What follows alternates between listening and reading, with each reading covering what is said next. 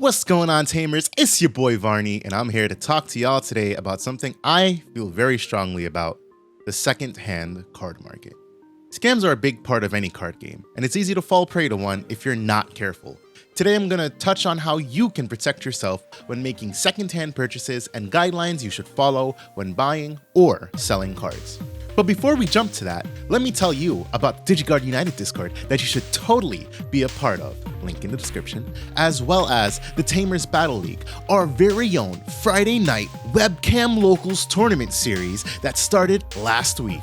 This week we're hosting a win-a-box tournament due to the release of EXO4, so make sure to sign up if you want a chance to win one. Entry is $10 and the link is also in the video description.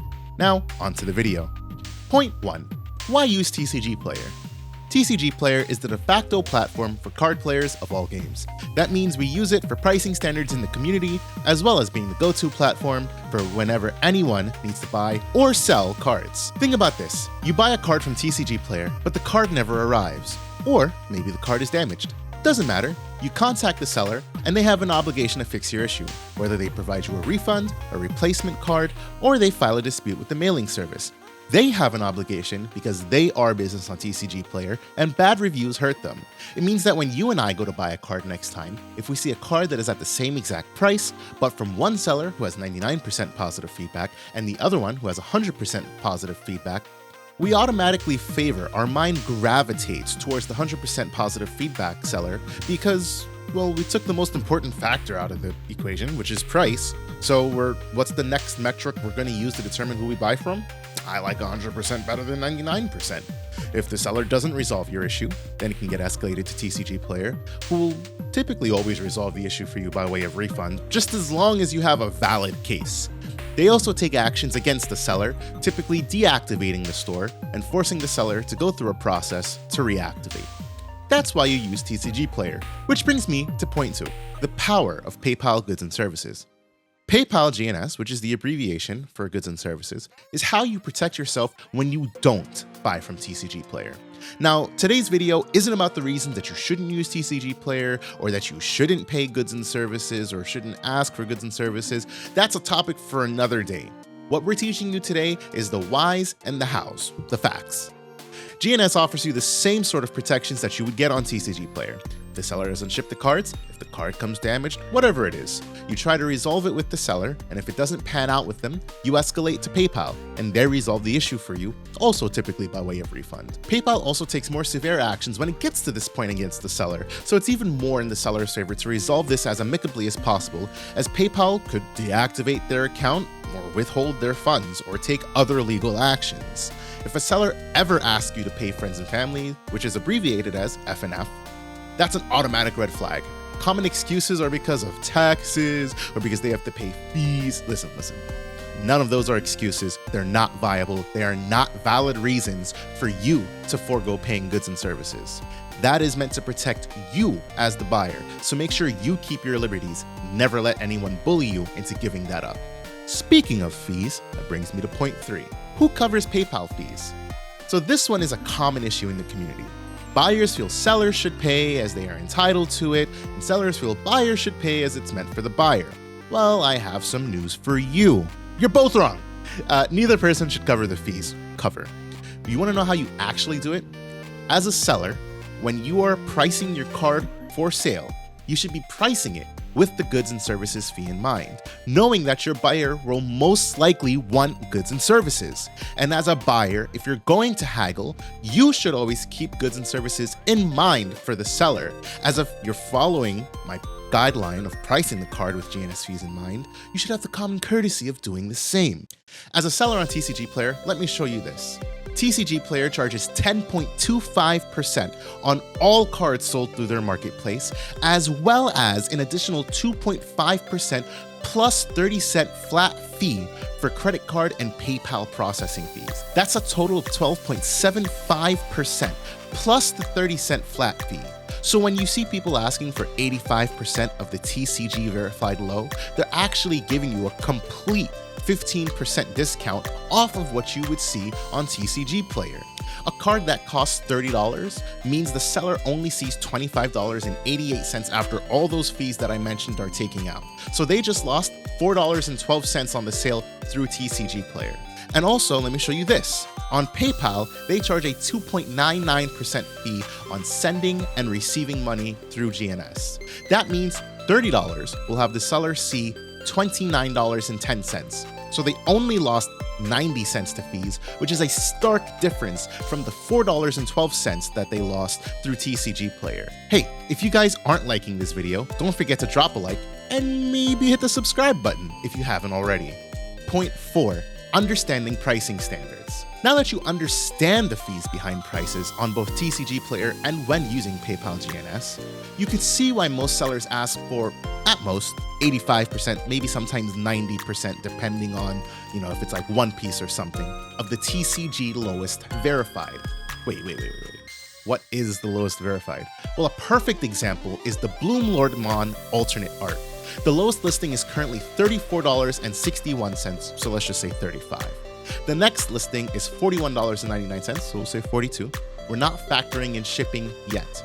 So that's a $7 difference. The problem with the $35 listing is that it's from a newer seller, and that seller only has one sale. So it's not even like it's 50 sales you could most likely take a chance on. It's just one sale.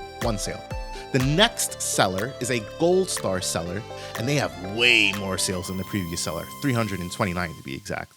So as a seller, you want your max top dollar, and you know that these types of things happen, that new sellers pop up and they're trying to make a quick buck, or maybe they're trying to get some feedback, so they undercut the price to try to entice people to buy. And hey, there's nothing wrong with that. But it does not reflect the current going price of the card that they want to get. Likewise, that seller's price, while it matches the market price, it doesn't reflect the going price. So let's talk about the going price, market price, and the lowest price. So obviously, the lowest price is the lowest price that is available on TCG Player. The going price is what the card has been selling at over the last few days. And the market price is the median of the card's recently sold price. I don't know how long exactly it tracks that price for, but when you are pricing a card, you want to make sure that you are using a combination of all three of those: the lowest, the market price, and the going price. So that brings up the topic of, how do I price a card? What's right to use? Do I use the TCG low? Do I use the market price? Or do I use the going price? And the answer is all three. Remember, guys, there is no right or wrong when it comes to buying and selling. There's no right price, no wrong price. There's just too high, too low, just right.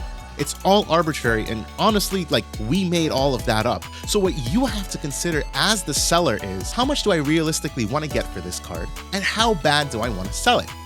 And then you price accordingly. As the buyer, you ask, how bad do I want this card, and how much am I willing to pay for it? Boom, done. If I were selling a Bloom Lord alternate art, I definitely want max value, but I'm also not trying to overcharge. So, given the current listings and everything that has sold over the last few days, I'd probably ask for about $36, and that's about 16% off of the Gold Star selling price, including shipping, because that factors into the fee calculation that TCG Player uses when they look at how much you sold your card for. But it is also not less than the lowest selling price.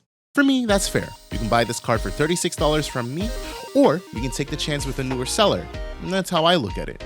I'm still saving money on the TCG Player fees, and even when I factor in the PayPal fees, I still make $35.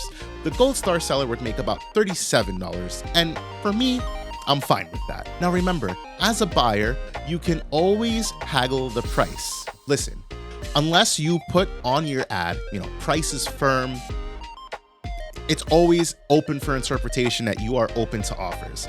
If somebody comes to me, I'm listing Bloom Lord for $35, and they say, hey, would you take 30?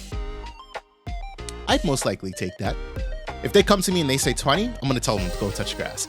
That is what you call a lowball offer, and we don't like that. Don't lowball. It's not nice. It's disgusting. You know what you're doing. Don't do it. Be reasonable. If you come to me with a reasonable offer, I'm going to be reasonable, I'm going to consider it, and I'm either going to tell you yes or no. There's no harm in it. If you find a card that you want, you don't have to always pay the price that the seller is asking. Most people are open to offers. That's what the entire idea of a secondhand market is. We're listing cards, we want this price. You're a buyer, you're trying to get a card at a good price to throw out an offer. There is nothing wrong with that. Just be reasonable. So in closing, there's one last thing I want to touch on before I end this video. I know some people feel some type of way about the TCG low and the market price and the going price, blah, blah, blah. Listen. People have argued that brick and mortar stores are going to charge the market price and they're not going to look at the lowest listing, and others go strictly to the TCG low no matter what the market price is. I already said that there's no right or wrong way to buy and sell. Stores are free to price however they want, and frankly, people are too. There's nothing that stops anybody from pricing a card that's normally $20 for $40, outside of being ridiculed by various people.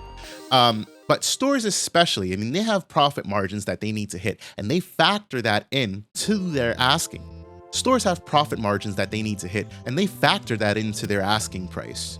But there's nothing that says you can't barter with a store. I certainly have, so what's stopping you?